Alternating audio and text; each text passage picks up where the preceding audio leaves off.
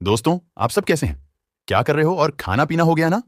चलो, मैं आपको अपनी अधूरी लव स्टोरी सुनाना शुरू करता हूं। और हाँ, अगर आपको यह कहानी समझ नहीं आ रही है, तो पहले वीडियो का पार्ट 1 देख लो, फिर सब समझ आ जाएगा।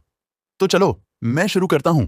पिछली बार जब मैं उसके पीछे जाने के लिए साइकिल तेज चला रहा था, तभी मेरी साइकिल की चेन निकल गई और वो अपनी दोस्तों के साथ चली गई।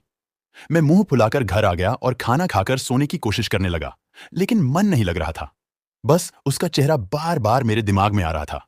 लेकिन सुबह ट्यूशन जाना था, इसीलिए थोड़ी देर बिस्तर पर करवटें बदलते बदलते नींद आ गई और मैं सो गया। अगली सुबह जब मैं उठा तो ट्यूशन जाने का समय हो चुका था।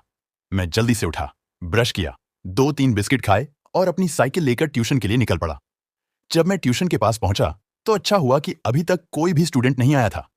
लेकिन वहीं कोने में एक अलग तरह की लड़की की साइकिल खड़ी थी। वो साइकिल किसकी थी मुझे कुछ पता नहीं था। जैसे ही मैं ट्यूशन के अंदर गया और नजर घुमाई तो मेरी हालत खराब हो गई। जानते हो क्यों? क्योंकि वह और कोई नहीं बल्कि वही नई लड़की थी। भाई, उसे देखते ही मेरा दिल जोर जोर से धड़कने लगा।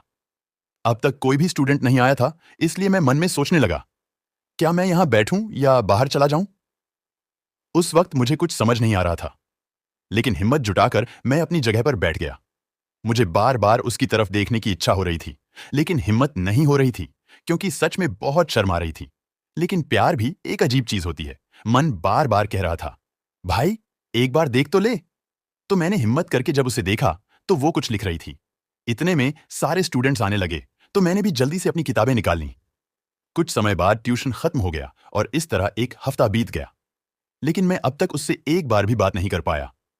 तो दोस्तों, अगले वीडियो में जल्दी ही अपलोड करूंगा, जब मैं उससे पहली बार बात करता हूं और क्या बातें होती हैं वो भी आपको बताऊंगा।